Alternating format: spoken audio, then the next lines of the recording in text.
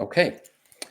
Well, we're live with Howdie and Mark, and this is the first time that they're guesting on the Nagual Zone channel. Thank you, gentlemen, for coming.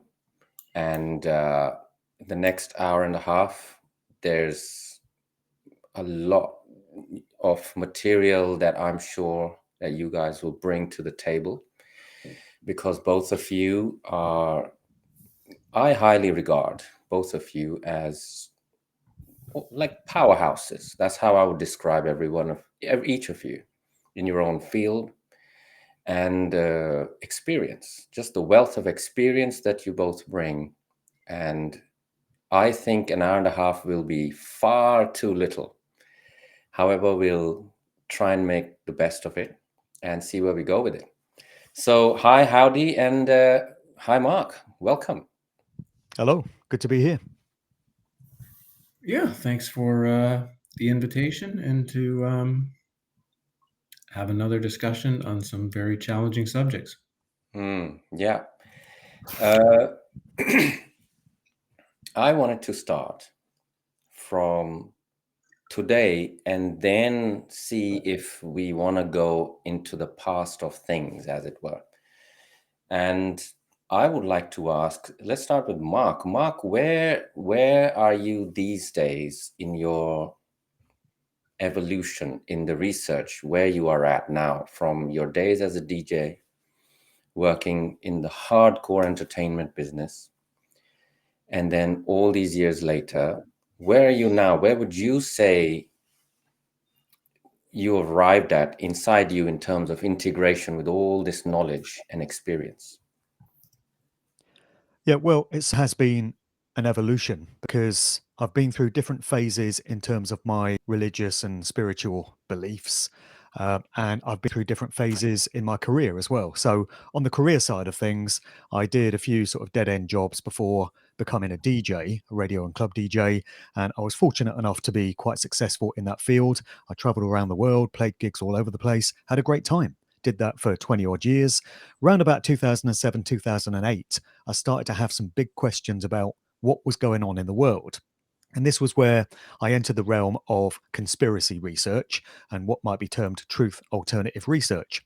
And I came to realize that, of course, the world is not run by the people we're told it is. It's not governments. There are secret society networks and hidden power houses behind the scenes. And I threw myself into that rabbit hole, and specifically music industry research, because I wanted to know how that dynamic played out in the music industry, which I'd been a part of. And so that kind of forged a new career for me, which was never the plan. It just evolved that way.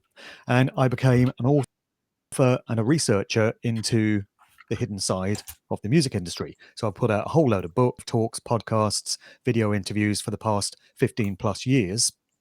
But on the sort of spiritual side of things, I've been through different phases there. So I went to a Church of England school when I was little, and we were taught about Jesus and God, and we read passages from the Bible. Then, when I hit my teenage years, I kind of left all that behind, didn't really think much of it, just wanted to have fun like any other teenager. When I was 19, just on the cusp of being 20, I started to feel very differently about the world and my place in it.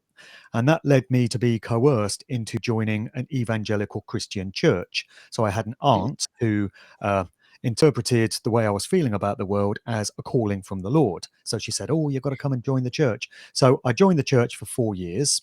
I didn't like what I saw. I saw a lot of hypocrisy. I saw people not abiding by the things that they were teaching. And it actually caused me to become an atheist. So for the next 15 years or so, I denied the existence of any kind of God or any kind of savior figure. And then round about that 2007 mark, where I got into conspiracy research, I came to realize that, of course, there has to be a creator. There has to be a creative, generative force behind everything. We're here. We're evidence of that. And I then allowed myself to get coerced into these sort of new agey type belief systems where we're taught that our lives are for the benefit of our souls. And we come here to learn lessons. We learn them over successive lifetimes. Karma is a thing. We have to work off past karma, and consequentialism really works. And so that was my belief system for many, many years. And then towards the end of 2023, it changed again. And I kind of shifted into my current way of seeing things, which is, it's very understandable why people don't want to go down this route, because it's not comfortable, it's not reassuring. But I'm someone that's always wanted the truth. And so where I'm at now is, from all the evidence that I see in my own life, my own experiences, and in the experiences of others, there is no evidence that there is a loving, benevolent God of this realm, at least in which we find ourselves, who has our best interests at heart, who wants the best for us. Rather, if we're going to be mature and adult about it and examine the evidence, we arrive at the opposite conclusion, which is whatever God or whatever force or entity or power created this realm wants anything but the best for us. We're not here to learn lessons. We're not here to grow and evolve. We're not here for our own benefit. We're here for some other purpose. How we got here, what force created this, are big questions which remain. But in answer to your question, in a long-winded way, where I'm at in my way of seeing things currently.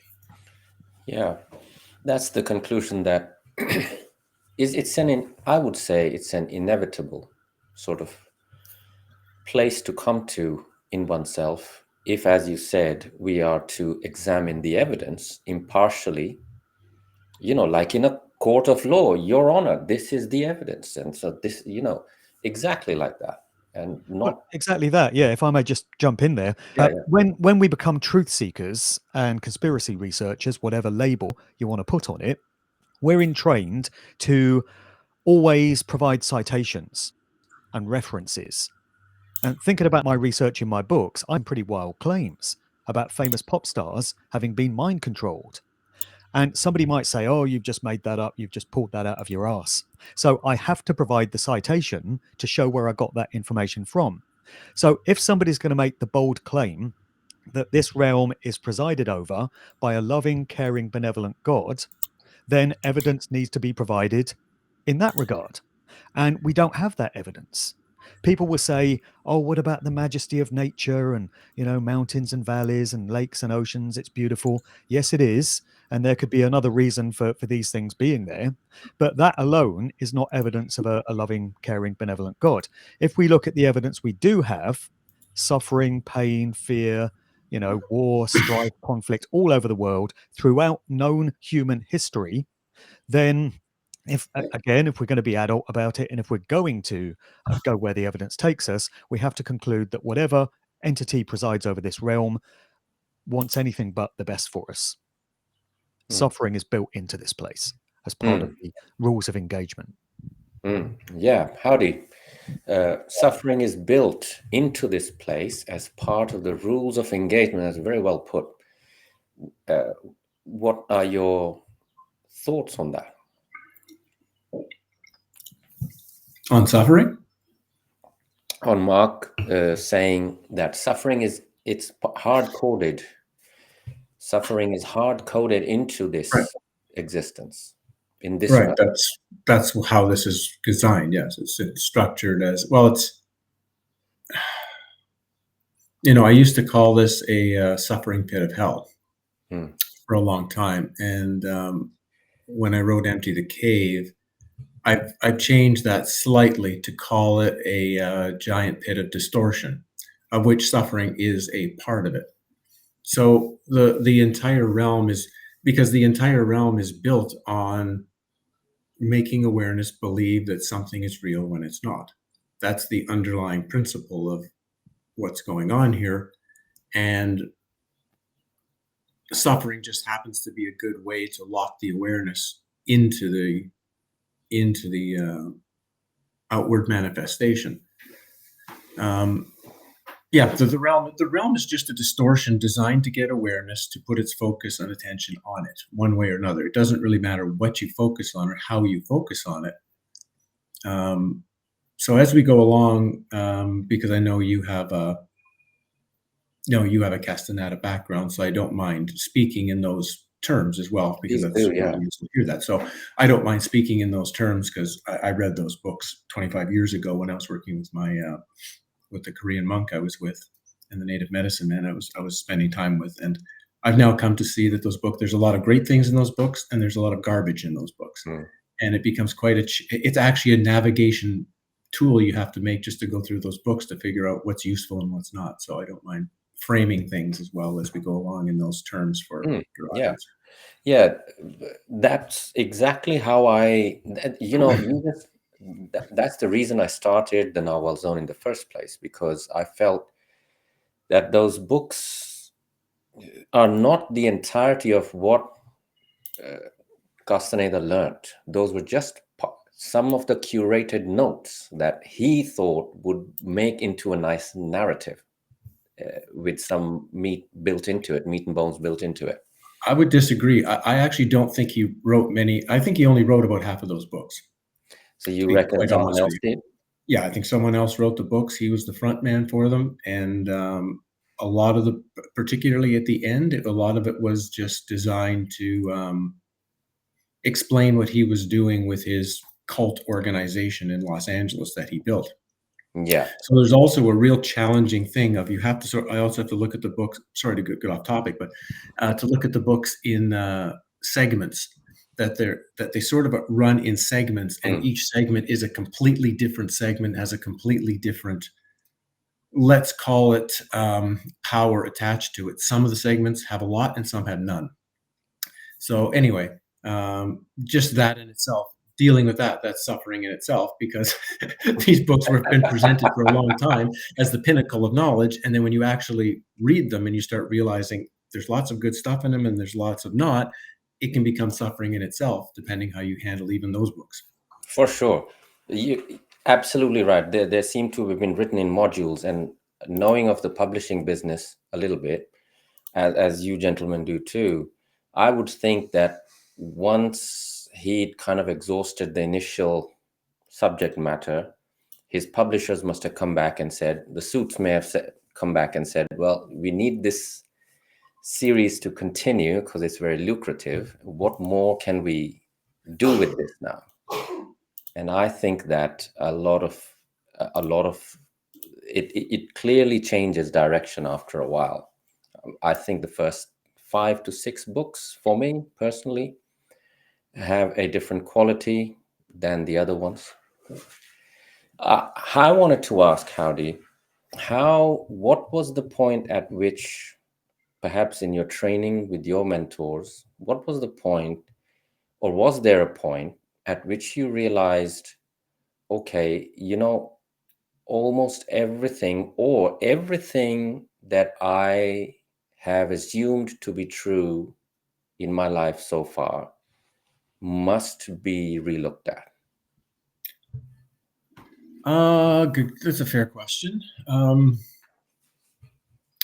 The first 8 years of the work, which started around 1977, 1997. So it started around 1997. When I'd come out of a depression, found the ancient Egypt work and begun studying ancient Egypt and ancient civilizations. And that's when I met Mr. Park, the Korean monk, and soon after met the native medicine men. And I was on an 8-year quest to test reality. That's really what I was doing. I was testing reality for 8 years. It failed miserably every time. Every test it failed. And I thought I was pretty smart. I thought I knew a lot. But then I had a death experience where I fell into a river in a canyon in 2005. And the ultimate error that I had been living under was that I had been treating reality as an illusion, but me as real. And once the canyon experience happened, I realized, all right, I'm just as fake as the rest of reality. That's the point where everything had to change, because that's finally when a realization of emptiness finally occurs.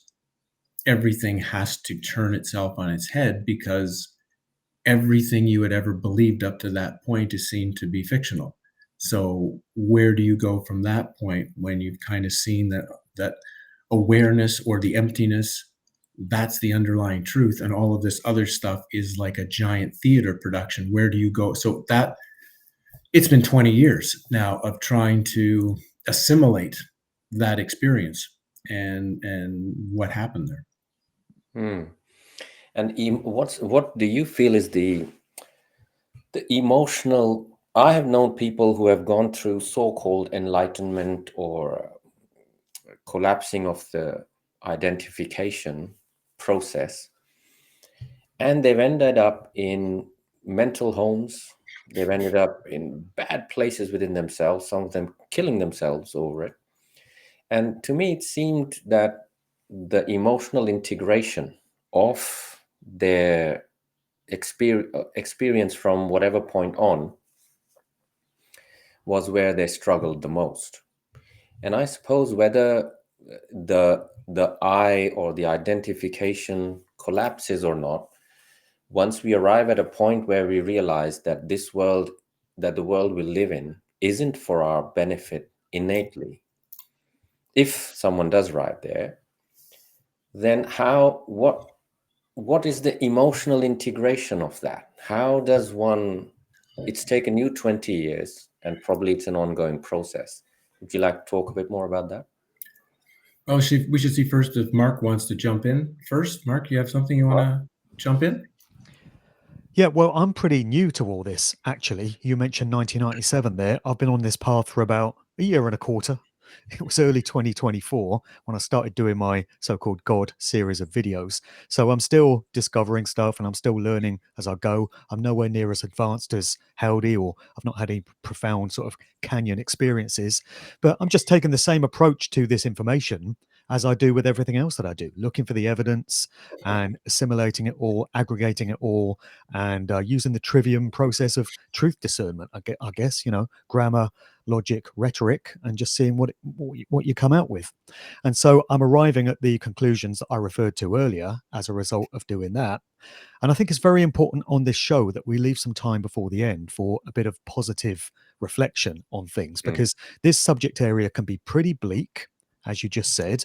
It can be a pretty miserable mind state to be in if you leave it at the point that we don't have a benevolent, loving God presiding over us.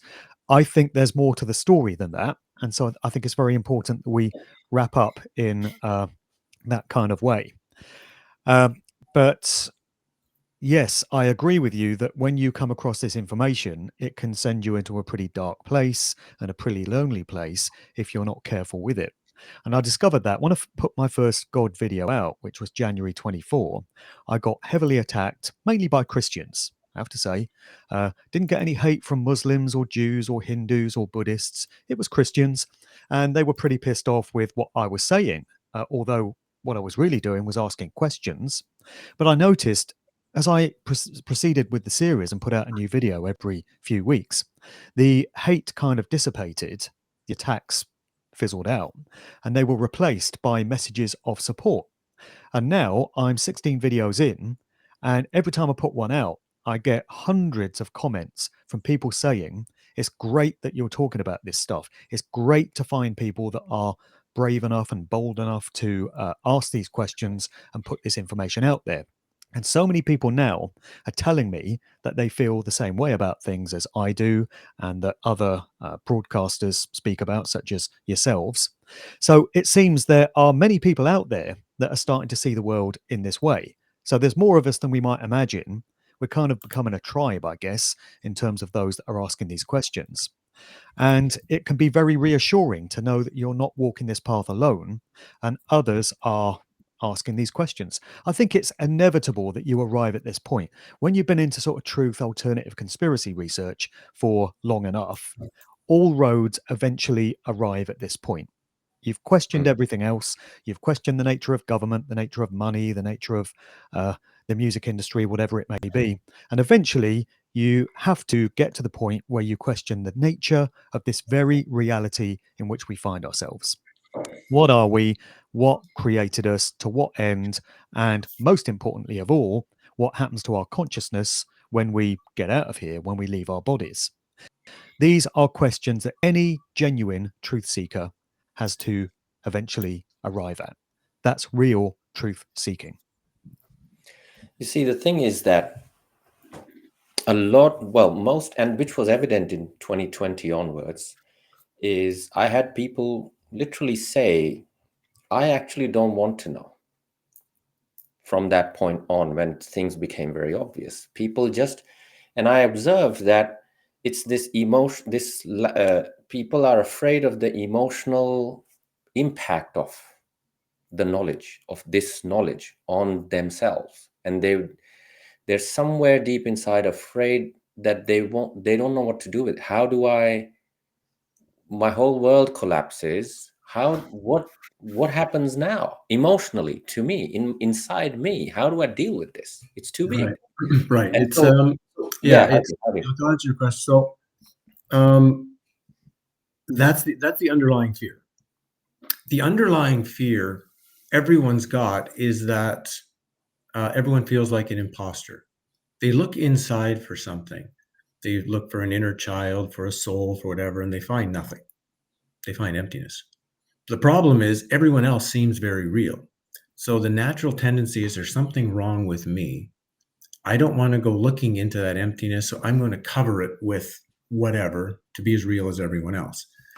So to go back to your original question, an experience of emptiness can happen literally as you're walking down the street. Literally, someone could just be walking down the street and the realization of emptiness could hit you. And like you say, if someone is not prepared for that, they can very easily wind up in a mental hospital, pushing a shopping cart, talking to themselves for the rest of their lives. Many of those people who are in those situations had an actual experience, but their mind was not able to handle what they experienced. And that's partially why there was always a system of training in ancient traditions. It was to prepare the mind for should such an experience happen, so that you won't crack, that you'll be able to handle it. Richard Rose, one of the teachers who I really have liked in the course of the last 20 years when I found him, he talked about the key element of the work is called getting your house in order. And getting your house in order really means your mind. Your mind has to be clear, stable, and calm, because if you're going to walk across that bridge, which is death, into the realization of the totality of emptiness, and you're holding traumas and pain and suffering and confusion, you're going to crack. So his key was to get that mind fully functioning, and it started with very simple things. Getting your house in order means, like, literally, do you have food to eat on the table? Are you able to pay your rent? Are you able to have conversations with people? Can you, like, literally, you have to get down to the base level of things. It doesn't seem very spiritual, but you're building a foundation to allow yourself to go into those depths. And unfortunately, the New Age spiritual community has kind of said, deny all of that, deny all of your pain and your trauma and your problems and whatever else, and just sit in a meditative state and be happy and forget about all of that, and sort of blast your way to some sort of eternal happiness. Well, the house that's not in order is going on that journey, and you may go through a meditation and cross some state, but if your mind can't handle it, you're going to crack. And so, to simplify your question, there's a lot of work that has to be done. Like, for me, one of the most important pieces of work that I did was my life recapitulation. And I'm almost sure you've done one yourself. I've done 2 of them. It took me 4.5 years. And it was I didn't understand how important it was until I had completed it. It was like one gigantic hassle. Basically, it's the way I can describe it. I learned something, but it was a hassle. And it wasn't until I finished it, that's when things started to reveal themselves. So something like that is getting your house in order. So these kinds of things are a part of the journey, so that the experience, like we're talking about, should it manifest itself, the physical, because the last thing I'll say, then I'll shut up. The ego is actually, it gives us a gift because it won't let go if it's still traumatized and broken. It's actually a gift. So if that ego isn't, oddly, you have to heal an ego before you can properly find out it's fictional, it doesn't exist. So you have to do all this work to get to the point that it feels safe enough, should emptiness appear, to say, I can let go. Because if it's not, it's going to hold on and say, I'm broken. You have to fix me. So you might as well start healing the broken, I don't want to say broken, but healing the unresolved traumas now, transforming them so that should this event ever occur, your physical form and your mind handle it fine. Perfect. Very well said. That alone is a whole podcast in itself. Just that topic, because that is where so many seekers who are finding, in a manner of speaking, trip up. They really do. They don't realize what's happened, and they don't realize that a lot of preparation could have gone before, so that now that they are at that place, they would be a lot more. Like, there's a question. I'll ask Mark that question. Sorry, I'll just jump in. I'll ask him that. So I know Mark too. So it's like, when before you started your work and you got into your conspiracy theory stuff, you were getting out of your kind of your work period and your having fun in the world period, went into this.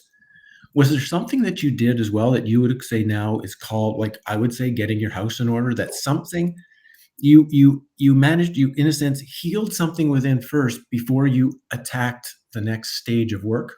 Did you notice something like that? Not really, not back then. No. It was quite a shocking process for me to discover that the world was not what I thought it was previously. I'd had a bit of preparation for it, in that as a kid, I was able to see through certain psyops and certain aspects of mind control. So, growing up in England, I always had a problem with the concept of a royal family. And from a very young age, I used to ask my dad, why do we have this family that are given all these privileges and all this wealth over and above all others? What's so special about them? And I never got any adequate answers. So, from an early age, I was questioning various aspects of what we're trained to just accept. So I guess that's stood me in good stead for when I eventually embarked on conspiracy research. But I kind of stumbled into it in the dark with no guidebook or roadmap, didn't really know where I was going with it. And that's why I say that I never planned for this career now, writing books and touring around doing presentations and such. It was never part of my plan. It's just come about that way. But to what you were saying there about being prepared, it's definitely the key to everything, because from the research I've been doing more recently, I'm hearing a lot about how we have to let go of personal attachments to this realm, to material things, and also to people, to loved ones. Because if we hold on to those attachments, to those relationships too tightly, that might just prevent our being able to get out of this place, get out of this realm, not have to come back. I don't really know what lies beyond this. I've never had an out of body or near death experience. I'm just going by information that I've read and things that I've heard other people say. But there does seem to be the possibility that we might somehow find ourselves back in this realm in a new life if we're not prepared for what we encounter when we cross over. And if part of that being prepared involves letting go of not just people but things, then I think that's a worthwhile exercise. So in recent months, I've been getting rid of my record collection, which I never thought I would do. If you'd asked me 15 years ago, what's going to happen to your records, I'd have said they're coming in the grave with me, or the crematorium. But recently, I've been thinking, well, you know what? They're just records. If I want to hear the piece of music again, I can get it online. Yes, they come with memories attached, and I can recall where I was and what I was doing every time I pull a record out of the crate. But I'm not going to let my records keep me grounded in this place if letting go of my attachment to them can be key to my exiting. Because I don't know about you guys, I think I can probably predict the answer, but I myself have no interest in ever coming back to this place in any way, shape, or form ever again.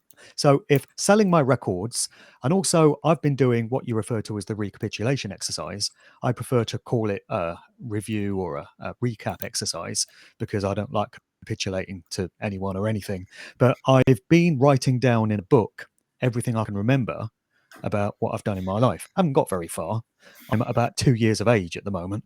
It's going to take a while. It's going to be a work in progress. But I think that's also a very worthwhile thing, because we hear about these life reviews that near-death experiences undergo. And they come back and say, oh, my whole life flashed before me in an instant. Time was compressed and I saw everything I'd ever done from the point of view of the other people it affected. So I've started writing down everything I can remember. As I say, I've got a long way to go with it, but it's going to be very honest. It's going to have to be very candid and very brutal. And I'm going to have to face up to how I think my actions might have made others feel that were on the receiving end of it. So it's going to be difficult, but again, if that's something that we have to do to facilitate our way out of here, it's got to be worth it, right? It's got to be worth a gamble. Yeah, recapitulation is a very big part of the Toltec system, if for lack of a better word. And it's a very, you can go as deep as you want with it, right? I believe that it is also in some way, shape, or form in the Sufi traditions. There's many traditions that have this have their initiates go through this recapitulation sort of phase of their life. And does it prepare us? I would say yes, but it's an opinion based on experience. It's not an opinion based on knowing what there is, because of one of the best, I really admire that trick personally. I really do. The complete amnesia, so that you just don't know where you were before you were born, and you have no idea where you're going to go after you're gone from here. Once that knowledge is gone from you, your awareness cannot access that. Then you have no way to know whether you've been coming back, how long, what are you, is this the only lifetime, is it not, is it? And the entire ground from awareness is taken away, right? There's nothing that awareness can base itself on except itself. Now awareness has only itself to fall back on. It cannot fall back on any circumstantial knowledge. Any thoughts on that? Any one of you? Well, I'll just say something briefly and then I'll let Howdie take it. Another question I have is, why do these human lifetimes and our experiences have to be so bloody difficult? Thinking about disciplines and exercises that we find ourselves having to go through. So we were talking about the recapitulation exercise. It's not comfortable to go there, and it's a lot of bloody work. It's going to take a lot of books to fill out with a full human lifetime. But there was a reference earlier to things like meditation practices and all these things that we're supposed to do to prepare our minds and get them into the right state and stuff. And none of them are easy. They take years and years of dedicated training and research and practice. If these lives really were for our benefit, why is everything in them so difficult? Why is everything a struggle? Why aren't the lessons easier to learn? Why aren't the practices easier to master? It seems to me that everything's been made deliberately difficult, or we're told that everything is difficult.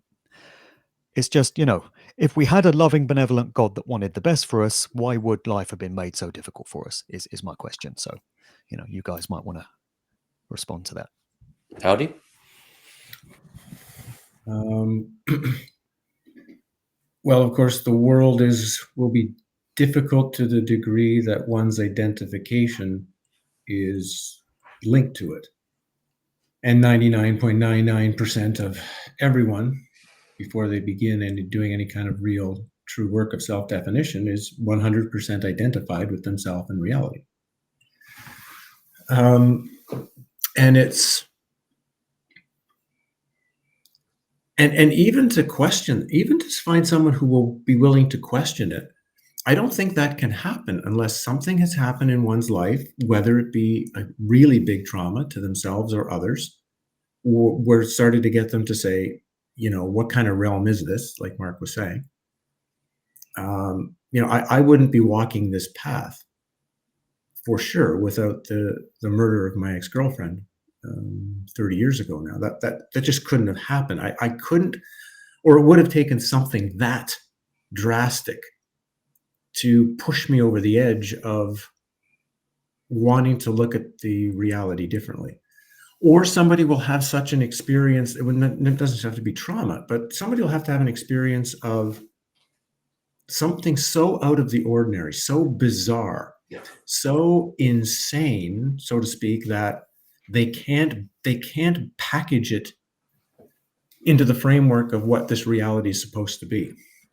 And that's kind of where it starts. But the work is hard only to the degree that we are identifying with the character on the stage.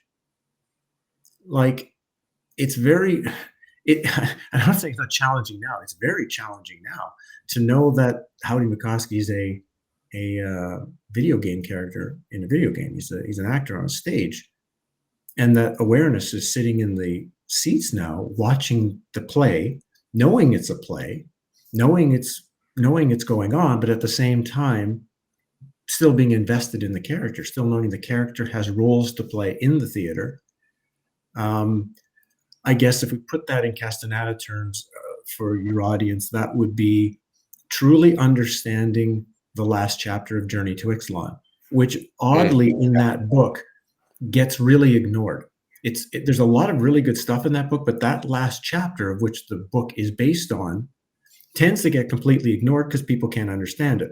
Yeah. It was like the chapter on controlled folly in the second book. It's relating to what Mark was just talking about. It's relating to this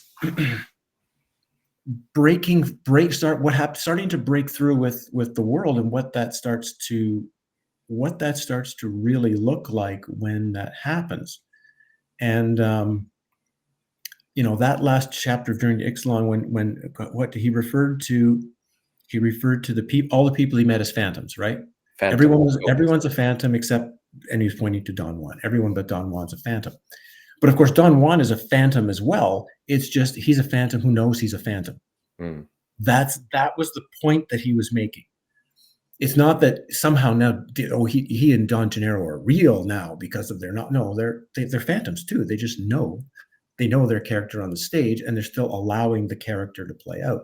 So it becomes a very strange line, and I don't want to go too deep with this because it's not where the majority of the audience is. If we step it back, it's okay. You have to, house and order is number one, but number two is the work of self-definition. Self-definition, which is actually finding out who you are. And you have to start with the thing you see in the mirror. That's part of what the life recapitulation does. It's getting to understand who actually is this thing that I've known as me for the last however many years you've been existing in this reality. Who is this thing? How does it operate? How does it think? What does it do? What does it like? What does it dislike? How does it manipulate people? How does it attempt to control things? Like, you have to get to know it intimately before you can ever start to say, maybe I'm not this thing at all. And because I'll use this understanding of the word. There's a word called spiraling inward, or, getting to know the self. The problem is that when someone looks inward, they think that means going inside my body, that somehow my skin is a dividing line between things that are not me and the things that are inside that I need to look at: thoughts, feelings, emotions, memories. And that is the starting point of self-definition. But true self-definition is realizing thoughts, emotions, feelings, experiences, those are also outside of the true self. They're outside of the actual self. And so real self-definition means going in beyond, going deeper. It's going backwards. It's going back into that which you are, and realizing eventually that all of this stuff that you had to define is also not true. And that's one of the reasons it was always valuable to have a teacher around, because when that starts to happen, it gets very confusing. I'll share a story and then I'll stop and let Mark. In the midst of when I was breaking through all of this was so around 2003, when I was really beginning my first break into going into the self. And I had an experience where I was in my mother's town, and I've told this before, I was in my mother's town, and I always walked the same street. Like I would just walk down the same from the grocery store down the street, turn, you know, and there were other parts of her small town, but I'd never seen them. And one day I got the thought, I wonder if the rest of this town actually exists. I mean, I don't know. I've only seen this street. I don't know if any other streets actually exist. So I just decided at random, I'm just going to turn left. And I just went 2 streets over and I went to that street and it was dead silent. Nothing was going on. And then I just stood there and I waited. It took 10 seconds. People came out of every door. Dogs started running around. It was like a scene had just been made to try to justify that this street actually exists, right, for me. But it kind of broke my mind. I was literally in a semi-broken state from this because it was like, holy crap, it's all fake. The whole world is fake. And I sent this message to my Korean monk, and he didn't respond. He didn't speak a lot of English. One of the students responded and just said, "Mr. Park thinks you're going crazy, and he thinks it's quite funny.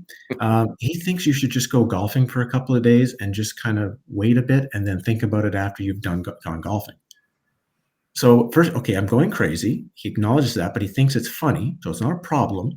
So he said he's basically saying ground, which in my case at that time was go golfing. So ground yourself for a few days, which I did, and then the kind of crazy part of it left me, and then I was able to just be in a much more functioning, aware,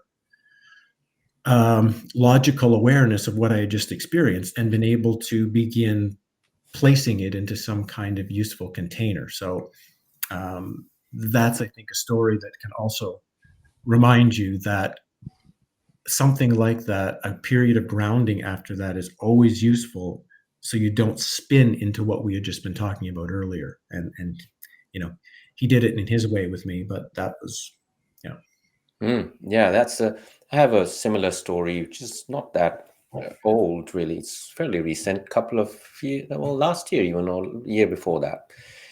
I live in the town of Glastonbury, which Mark may at least know that it's a very, yeah, it's a very energetically charged special place. Yes, it's a very special place, I must say. And I'm telling you that time here flows slightly differently. I lived in London all my life. So from London to Glastonbury, I know the difference in flow of time. Distances are slightly askew here. Something that visually seems quite far off, you'll suddenly find there, you're just there, but that I should have been walking a bit longer to get to that point of view, happens a lot here. Anyway, I was walking up the high street one day, going shopping. The high street, there's only one, it's a one street town. And I walk up there. There's no one on the high street. It's very few people about. I go into the main shop to buy some groceries. 5 minutes later, not even that. I come out, I start walking back down the high street, and it is full of people. Full. I mean, your story is uncanny because it immediately reminded me of that experience. And I literally stood there. There's a big church on the high street. I stood in front of it, and I just let it soak in. I just sort of let the scene soak in. And I ruled out there's no big retreat going on here, where all these people suddenly turned up for breakfast or from, because they're all randoms. They're not one group. They're all just suddenly just buying bread and walking, so many of them. And that was a very, very visceral experience for me about how procedurally generated, that's a video game term for, like, if the game needs it, the game will fill in the details of whatever is needed for awareness to experience whatever it is it's experiencing. And it was really quite remarkable. I'll always remember that there is this element of something is always, you can choose. I mean, for me, I find, which will bring us to the next topic I'd like to discuss, which is simulation or not. But I find that whatever this is, If one is in a, for me, it's an ally. I experience it as an ally, as a, I wouldn't say friendly, because I don't think it has the capability to be friendly or unfriendly. Unfriendly, definitely. Friendly, I don't think. But definitely it can become quite useful and helpful for awareness to grow. That much I can absolutely say from my own experience. And I wanted to go with Mark on this one. Mark, what do you think? Simulation or something else? What do you I'll think? just throw in a quick Simulation amongst anecdote many? to Sorry. reinforce the stories that you guys just shared. Something that I remember from my early childhood is walking around the roads close to the house that I grew up in, which is where I'm sat right now, actually in the bedroom that I grew up in doing this podcast. But the streets and the houses and the town always looked a certain way to me and felt a certain way. But there were a few occasions where I was walking very familiar paths and everything just felt a little different. Everything was in the same place as it ordinarily was, but it just felt slightly different, slightly askew. And reflecting on it, it felt like I was perceiving it from somebody else's point of view. It's like I'd slipped into somebody else's consciousness and I was viewing these same roads, but they looked different because I was coming at it from a different perspective. So that might lead us into where the conversation is going now, which is what is the true nature of this place? How is it constructed? What is it comprised of? And I've been using computer related terms to convey how I feel about things. And I think something that we've got on our side in these times is that people are familiar with concepts like video games and software and the way they're written in code and the way they're programmed. People are familiar with the concept of artificial intelligence. People are familiar with the concept of Wi-Fi networks, where you have electromagnetic frequencies and vibrations which operate on an unseen level, and they only become real when they get conveyed on a computer screen or a phone screen or whatever. That's when the graphics come in and the text comes in, and then you realize the way everything is coded. And I think that's a pretty good metaphor for this reality in which we find ourselves. So we have all this stuff on an unseen level. And I used to think it was all about frequency, energy, and vibration. There was a quote from Nikola Tesla, which is often quoted by truthers. If you want to understand the universe, think in terms of energy, frequency, and vibration. And I still think it is that, but I think we can add the additional element of it being akin to computer coding.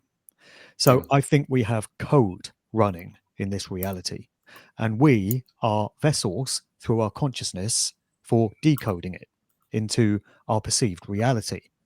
So Howdie was talking there about his experience walking down the certain part of town, and you mentioned being in Glastonbury High Street and no one was there, and then all these people appeared. And I think that's the coding kind of playing out. We get the well-worn phrase, if a tree falls in the woods, but there's no one there to hear it, does it make a sound? In other words, does reality exist in the form we think it does if we're not present to experience it through our consciousness? And I don't think it does, because I think this reality is coded. I also think it's coded to facilitate certain outcomes, which is why there's always pain, suffering, fear, trauma, death. People think that if we all come together and unite, and I used to think this as well, spent many, many years advocating for it, then we can, in our mass numbers, overcome the evil control system that we have and restore goodness and virtue and, wonderful things in this world. Now, I don't think we can, because I think this place is coded to facilitate the opposite of what we're striving towards. So that's why there's always been war, there's always been conflict, there's always been fear, pain, suffering, trauma, because it's the way this reality is coded, it's the way the program has been written. All we're seeing is the inevitable play out of the way the architect of this realm, whoever and whatever it may have been, wanted things. So again, I appreciate that's a pretty bleak viewpoint for someone to have, which is why I do think it's important to put a positive slant on this as we wrap up. But it's another of these brutal truths, these brutal realities that I think we have to face up to if we stand any chance of getting to the bottom of what we're doing here and what this place is. And it goes back again to how we're just left without a guidebook, without a manual. We find ourselves in these lives, in these bodies, and we don't actually have any recollection of how we got here.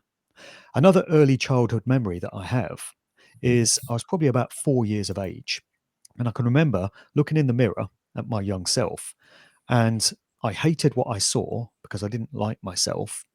And I just remember thinking, I shouldn't be here. This is wrong. This is a mistake. And I've pretty much felt that all my life. But from about the age of 4, I felt that way.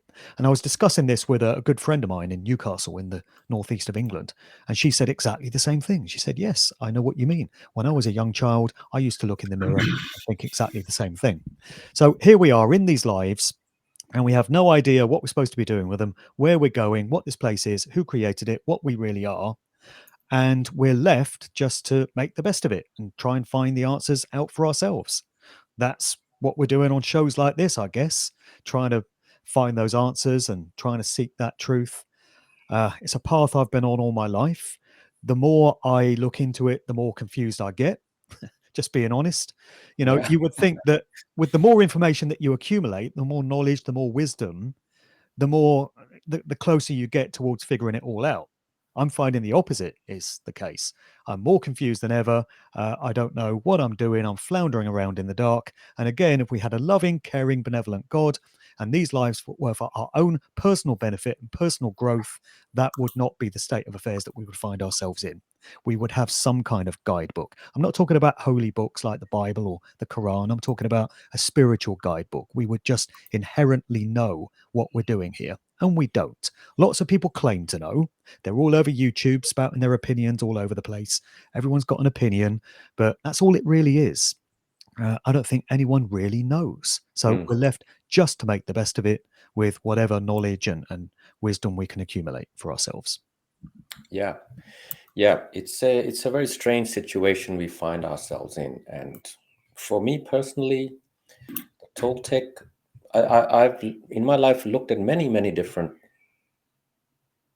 traditions and training systems, as it were. And personally, I can vouch for the Toltec system itself, that for my predilections, as one would say, or for me as I am made up, it really works. I get it. I took to it like a fish to water. And it's important that in the kind of situation we find ourselves in, it's very important, I feel, to not get distracted by the bling bling of this realm, of which there is plenty, and to really find something bigger than oneself to focus on, a bigger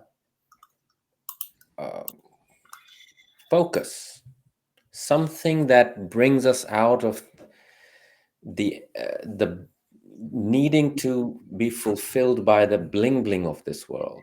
If I just get that house, or if I just get a good love interest, or if I can just fill in the blank, if I could just fill in the blank. But all they do is those things, I think, aid the machinery that, Mark, you're talking about, and Howdie as well, that seems to be fueled by the adrenaline output of pretty much every organic being that I've, dogs, cats, birds, worms, predator-prey system. The only reason I can think of a predator-prey system in place would be for a harvesting purpose, a harvesting of adrenaline on the physical level, and we have reports of adrenalized blood being ingested by, Mark will know far more about it than I do.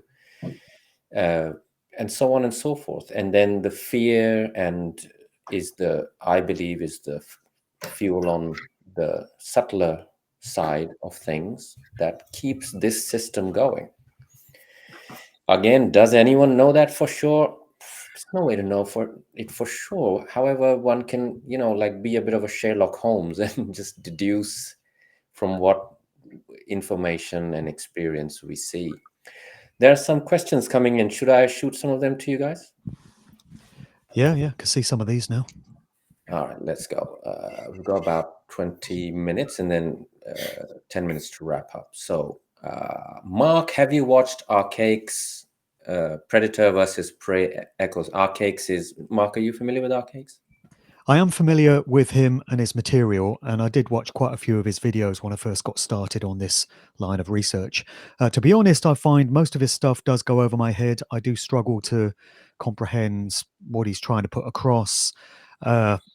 Yeah, I'm not really resonating and vibing with most of what he has to say. Maybe that's down to some shortcomings on my part, but I've not watched his material for quite some time. It mentions Predator versus Prey there, though, and you made a reference to it.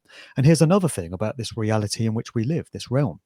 Why is the food system, the so-called food chain, so utterly horrific, violent, and brutal? Yeah.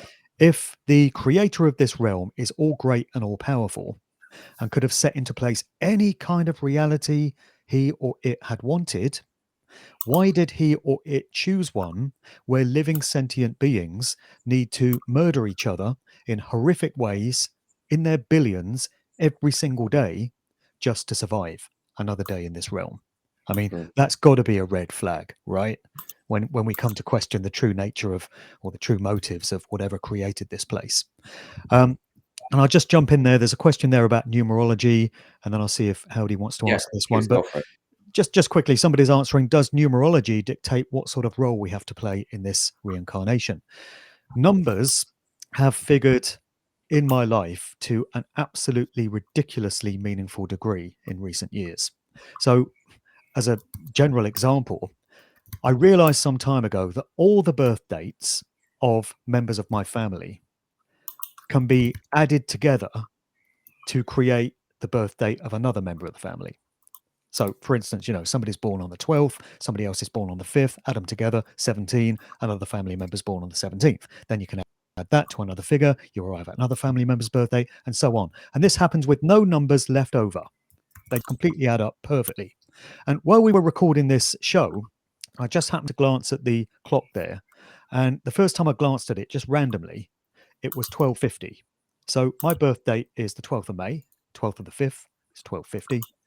I then looked again a few minutes later, it was 21:50. So again, it's my birth date sort of rearranged. And I see those figures, 1s, 2s, and 5s, everywhere all the time.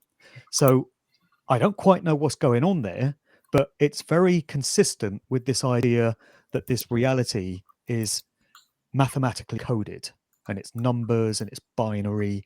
It's basically code, is how I see it. Wonderful. Howdie, there's a question for you here. Let me just scroll back up here. Howdie, how did you do your recapitulation intently and with discipline?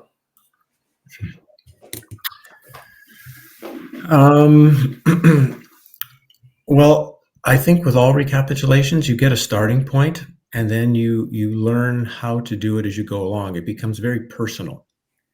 Everyone will do it very differently. But I did understand the principle that there's two principles I did learn. One, I did it in blocks of time. So I did mine that I would go every night from about 11 o'clock at night until 6 o'clock in the morning.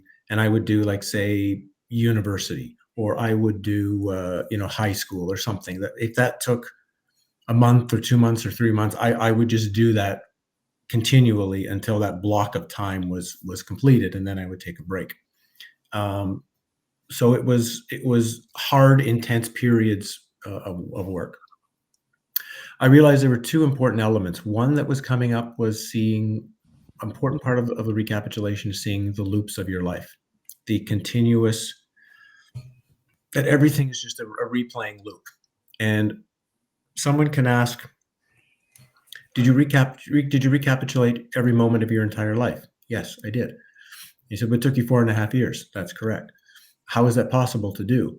Well, once you realize that your life is giant repetitive loops, once you uncover one loop, you uncover like 30 of them, and you, in a sense, do 30 at a time. So you actually uncover massive amounts of your life without even having to go through it when you see the looping nature. That's one part of it.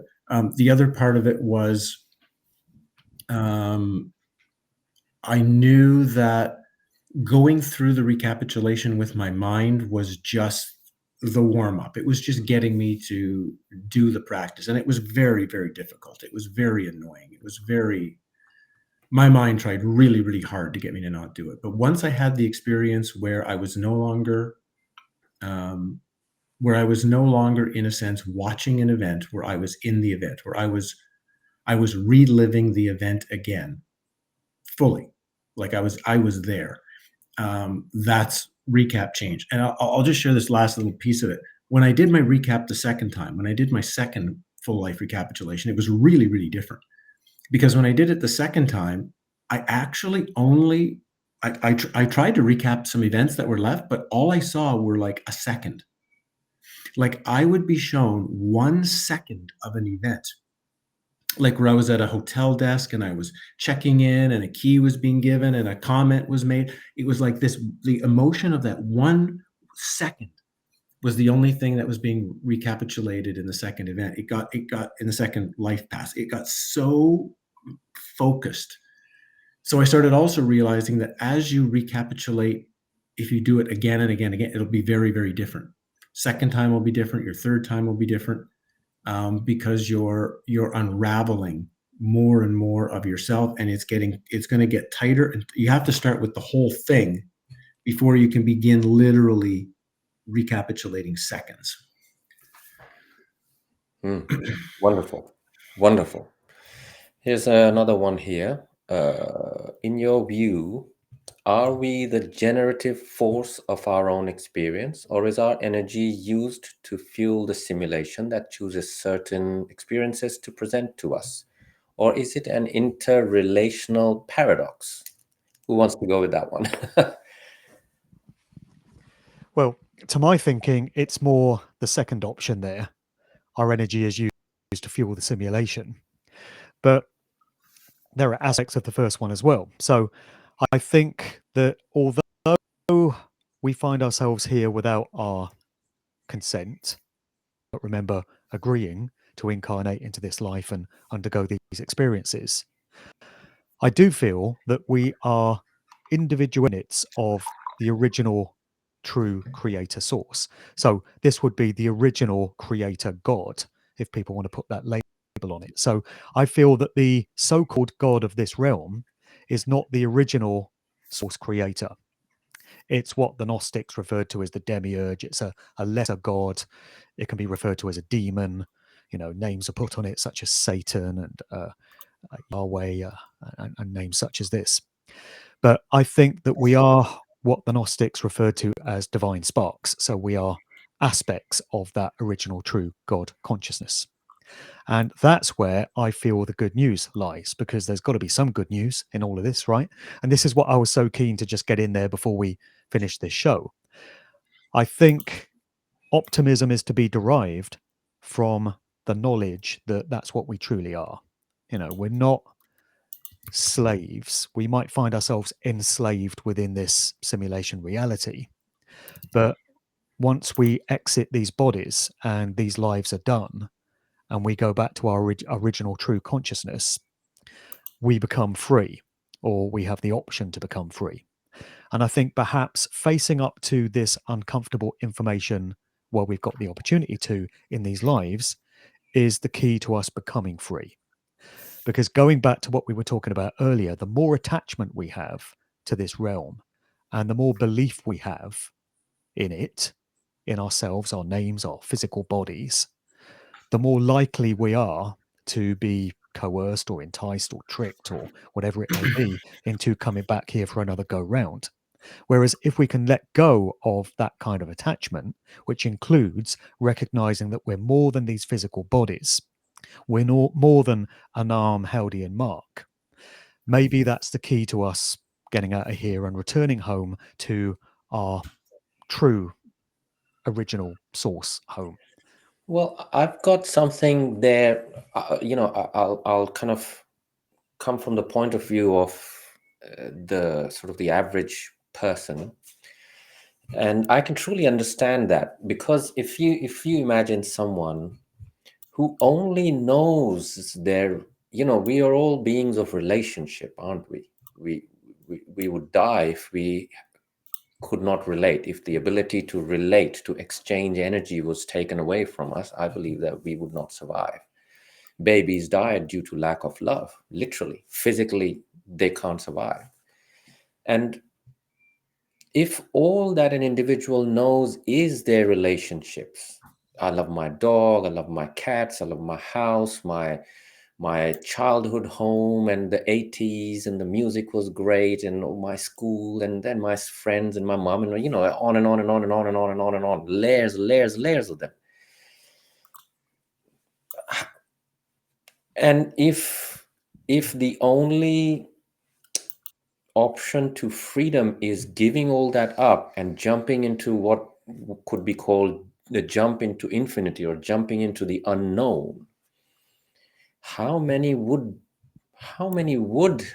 opt for that, even if it was the better option, and this awareness could see that this is a horrible life?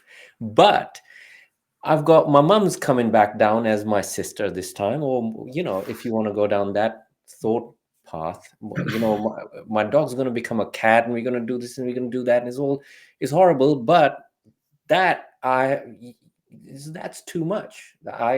All I know is this, so I'd rather take this again. Any thoughts on that sort of? Because I can imagine that being played out in someone's awareness when faced with that kind of a choice. Sure, that's how we got here ourselves. Yeah, I believe that. There's no way to know, but that sounds That's exactly it. It was obviously another trick was played because we didn't know who we are. Once you know who you are, you can't be tricked. That's the challenge.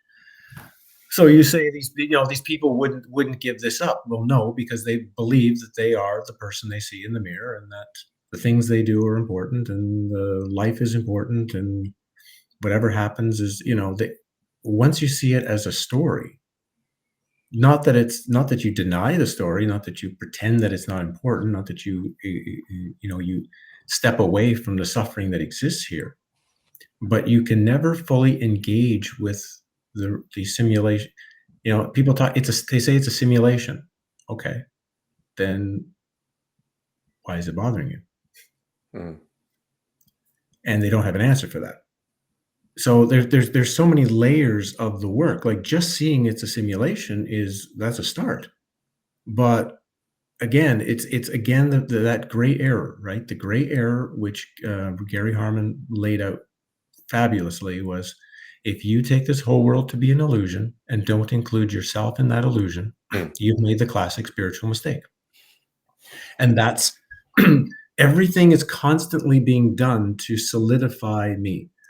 And that's actually now where I see this concept, this exiting the matrix, the reincarnation trap, the soul trap. It's becoming big news now. It's in a lot of different places.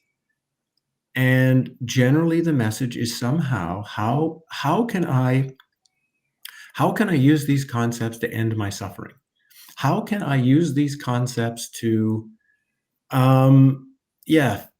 fix something, to end something, and they're missing the first question, which is, who's ending this? Who's escaping? What is actually escaping? You haven't defined that which is. So until you've made the definition, all this other stuff is valuable as information. It's a valuable examination of the cave, but you have to fully define the examiner before you can actually determine if anything is of value or not. It's a very bizarre idea that until you know everything, you know nothing. Yeah. And then when you do know everything, you still know nothing. It's very bizarre. Absolutely. The more I know, I was so much older then, I'm younger than that now, right? That kind of deal. I've just given you I've been giving you some wordplay there. What I just said in that last little sentence, people should be able to unravel that for months. Yeah. And what my way to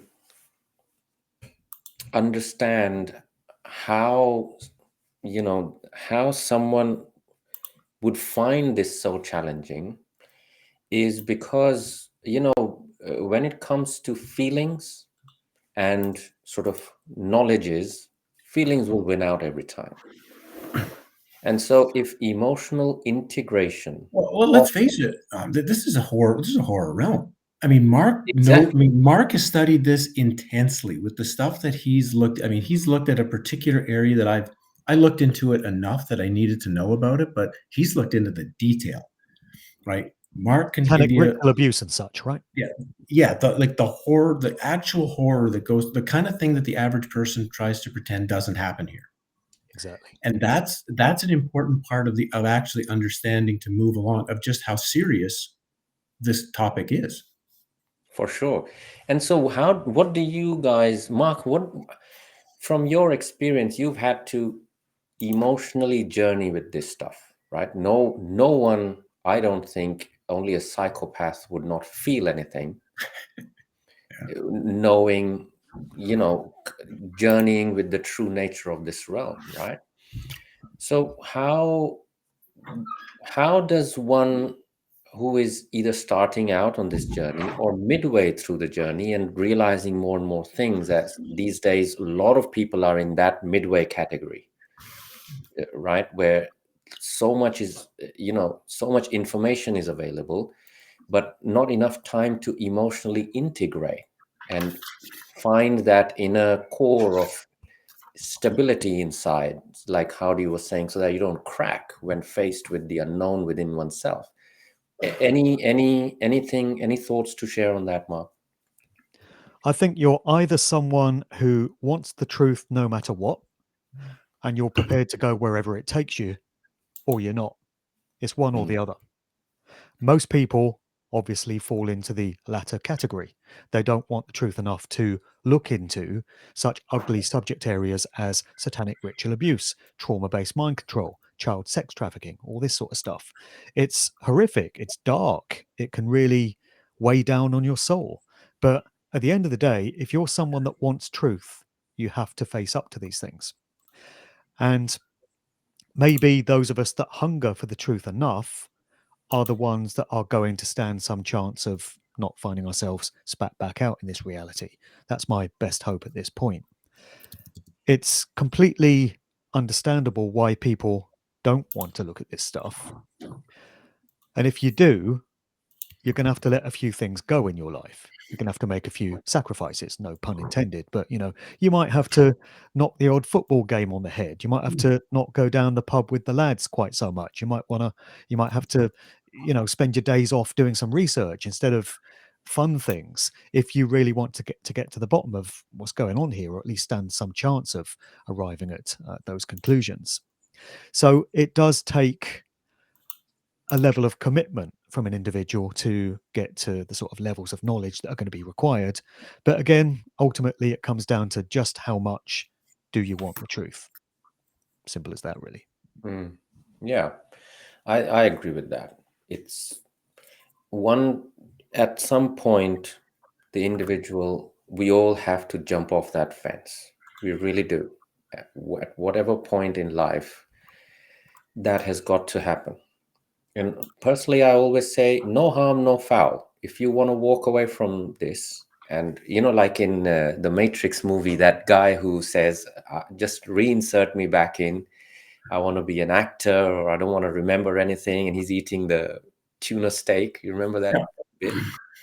No harm, no foul in my books. You're fine. At least you're kind of, there's some kind of conscious choices involved. Whether it's for your good or detriment is not for me. I don't care. But at least there is a deliberate choice being made. Or if you know, you want to move towards into the unknown parts of your own existence, then that does require what you just said, Mark, which is you either want it or you don't. There's no just sitting on the fence and watching millions of podcasts and becoming amazing as a debate artist about these things.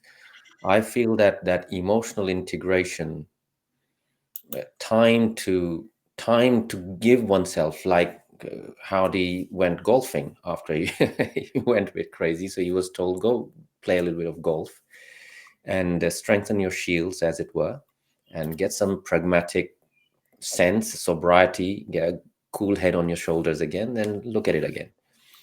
But that emotional integration has to come through, and I feel that is very easily overlooked, especially with males.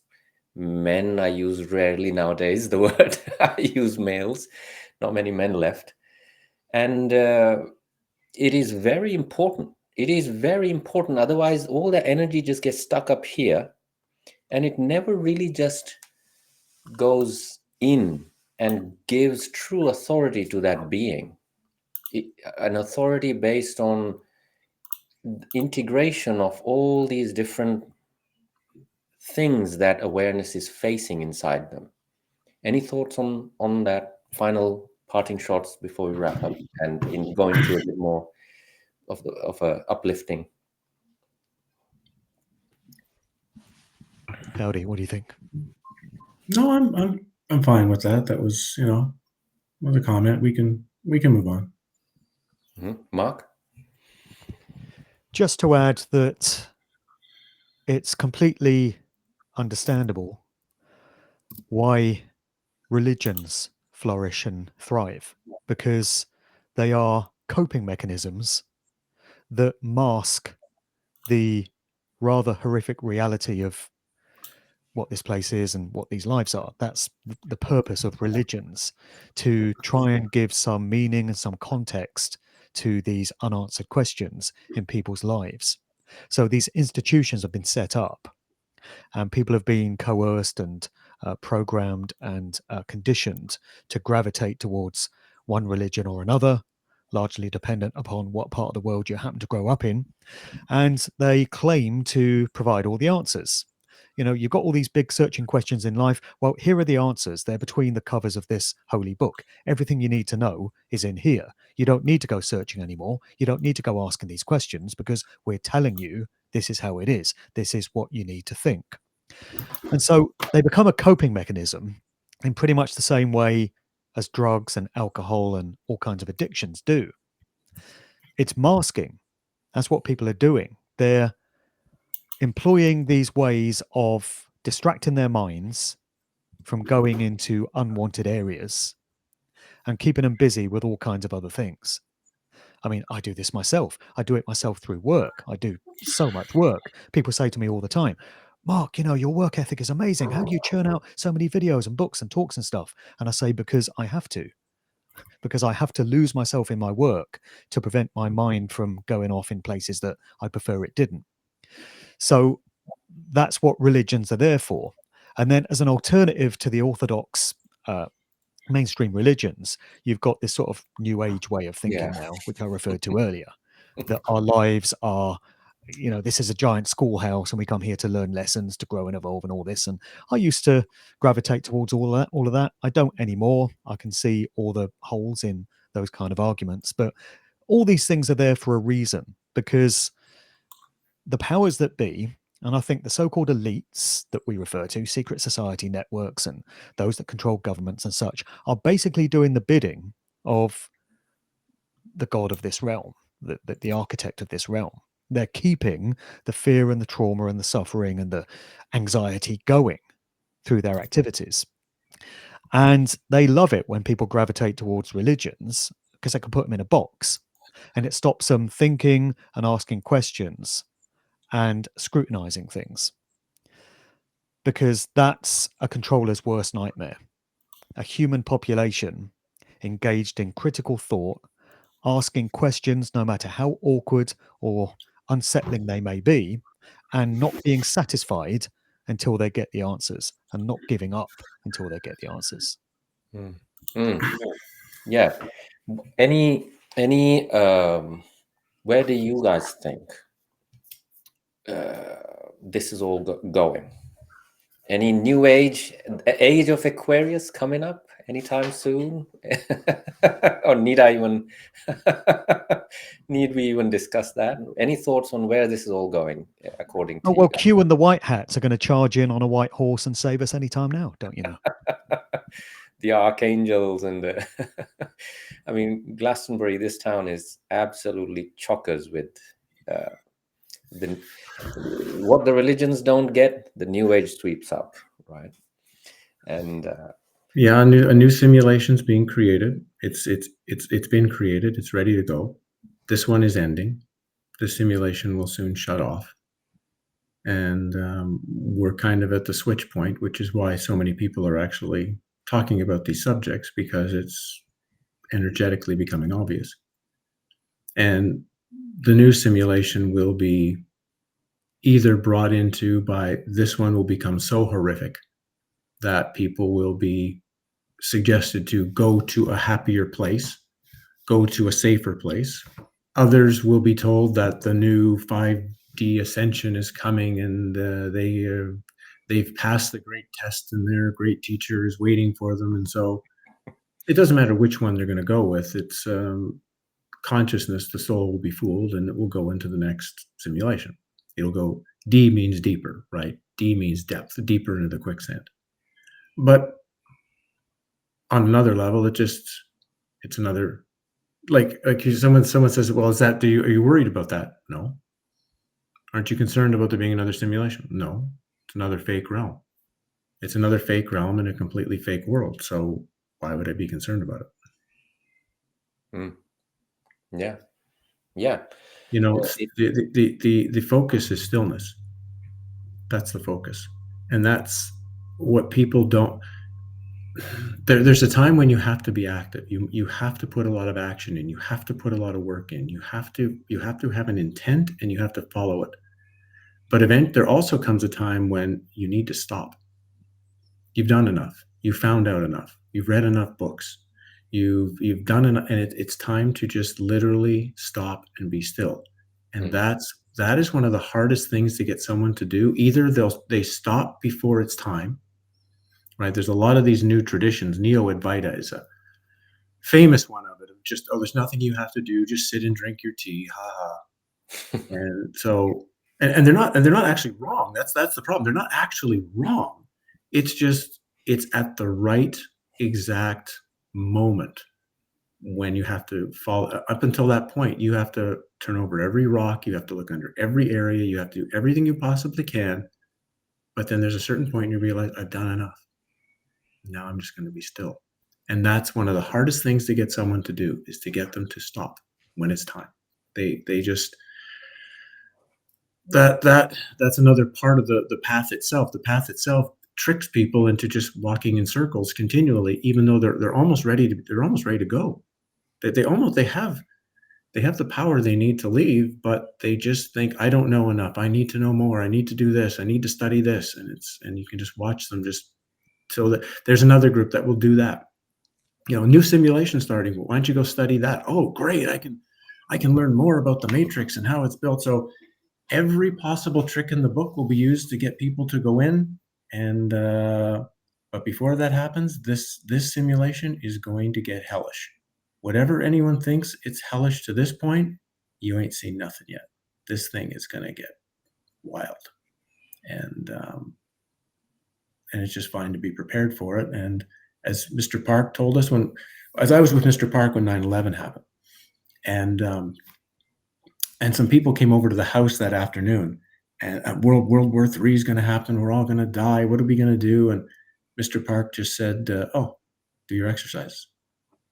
And we just we looked at each other and it's like, of course, what difference does it make if the world's going to blow up or if everything's going to, what we focused on our exercises. We focused on our daily routine. So why should we change our daily routine? And we all went back to doing our exercises. Of course, it doesn't matter. Once you've made the commitment to a certain practice and a certain work, it doesn't matter what the reality does. You do the work. And so that's that reminder of just once you have your inner core and no matter what the realm does, that shouldn't change how your inner core is responding to it. Yeah, very, very, very good. Mark, anything to say about that? Nothing really to add. That was a pretty profound comment that I'll be reflecting on myself. Fantastic. Gentlemen, this was an absolute pleasure. And judging from the comments, everyone has really got a lot of value out of it. This was not for anyone's enjoyment or entertainment, not on this channel. This was for how useful are these three human beings coming together going to be for you, right?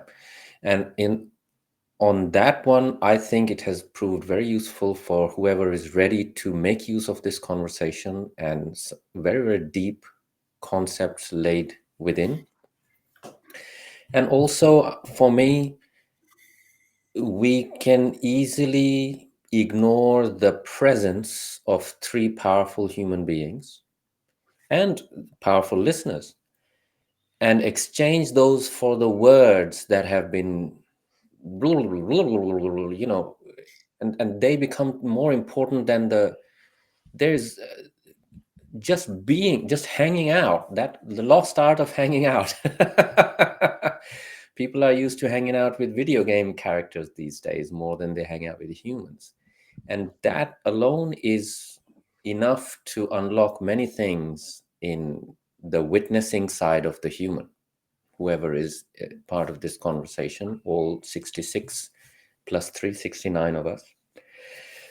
Mark, I truly, truly enjoyed being with you, and your vulnerability and your ability to be secure in where you are. Wherever you are just there.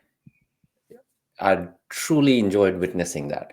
You have no problems being very, yeah, well, I do that. Yeah, I do that. And I love it because you don't try to become, to appear better than you are. You're just where you are is where you are, and take me or leave me, but that's where it is. And I love it.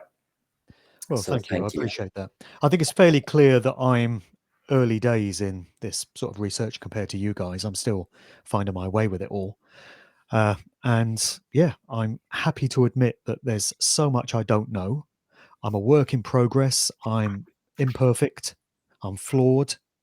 But I think people like hearing commentators talking about that aspect of themselves.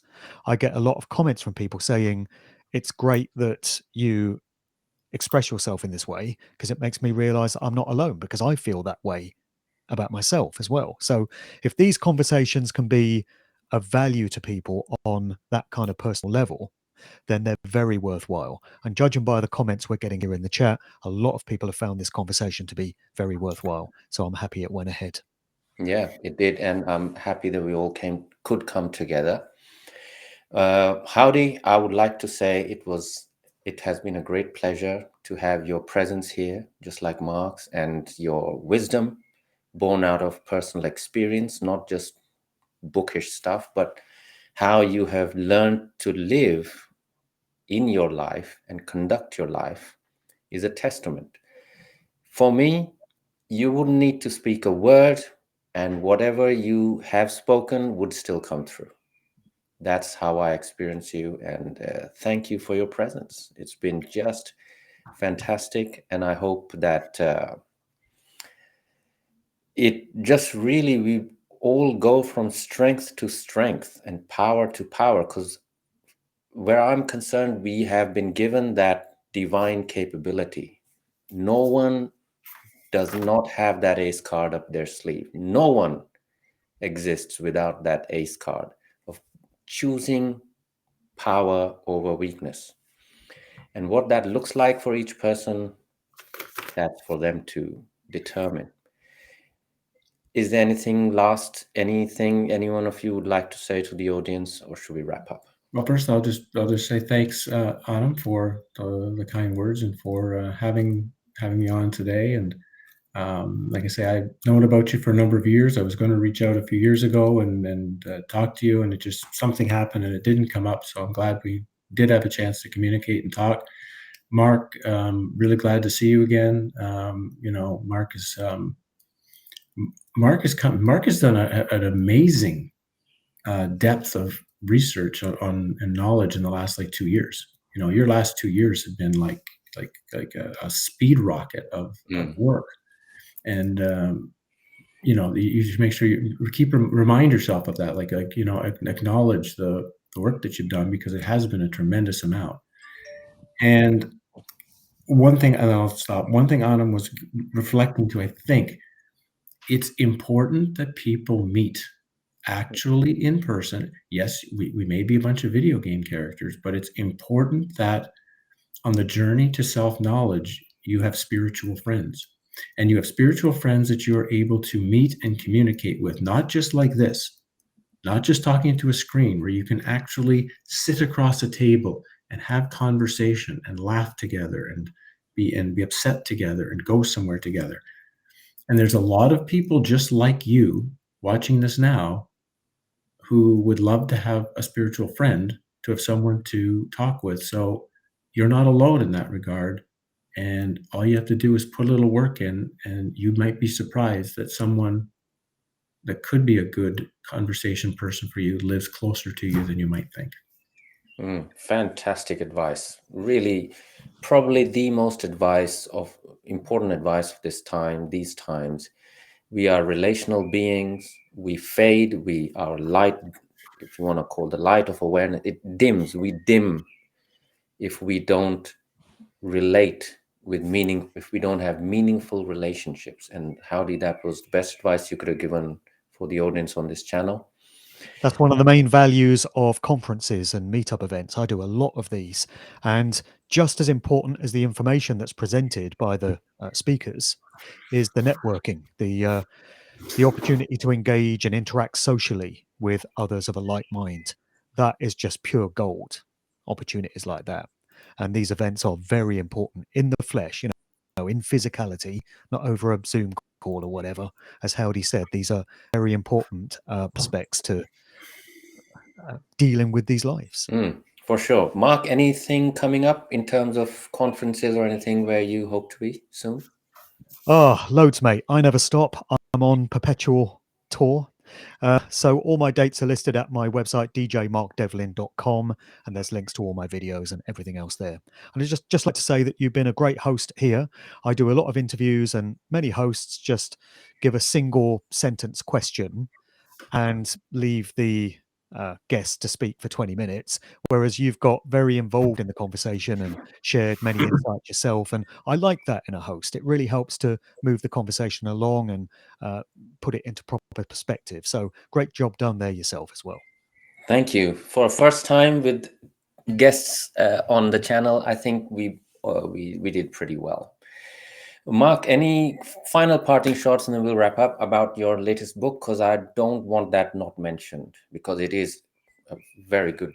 It's part of a series. So just a quick reminder to the people for that, please. Yeah. So my newest book is called No One's Dad's a Plumber, which is a deliberately ambiguous title. It's the fourth book in my Musical Truth series. So it's exposing the true nature of the corporate music industry and what it's really used for. I do intend to write a book on the subjects we've spoken about today, actually. So probably in a couple of years, I'll be starting to put that together. But this is the fourth book on my music industry research, and I think I'm going to be leaving it there. So it's called No One's Dad's a Plumber. It's on Amazon, and it's available from me now.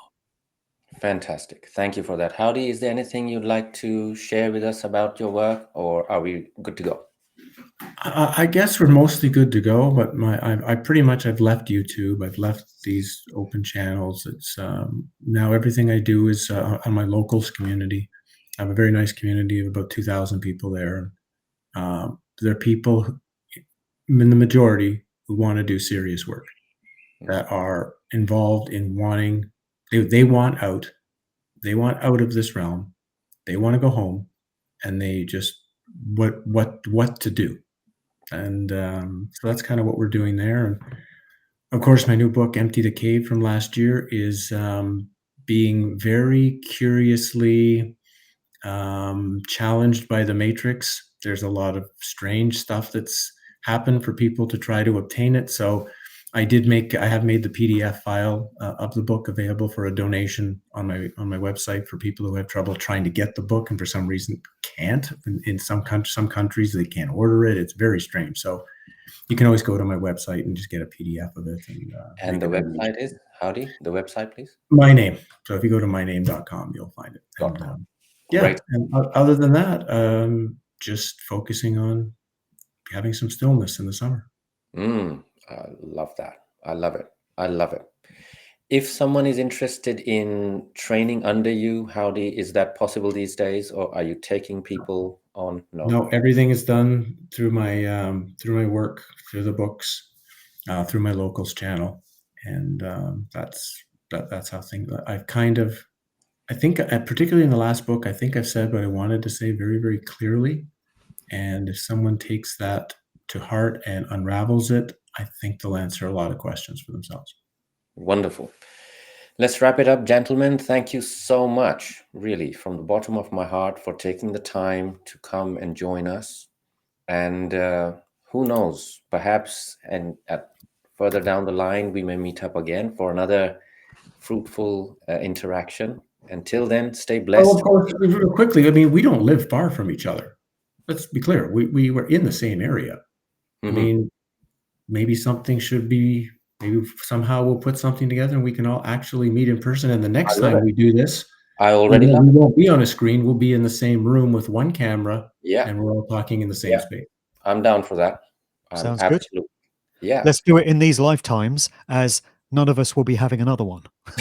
Thank you. Yeah. Yes. If we don't do it in this simulation, it ain't happening in another one. Not using me for fuel anymore, man. Not going to happen. Fantastic. I love these ideas. This last bit of conversation has been as enriching as the rest of it. And let's make it happen. I'd love to get Tony Sayers on it as well, and a few chosen others. We could even hold a mini sort of a meetup kind of a thing and enjoy ourselves. Perhaps it could even happen in Glastonbury if Howdie wants to travel up here. It's a town worth visiting at least once. Right kind of town. Yeah, exactly. All right, on that happy note, thank you so much, and lots of love. Thank you for attending, gentlemen. Take care. Bye for now. Cheers. All the best.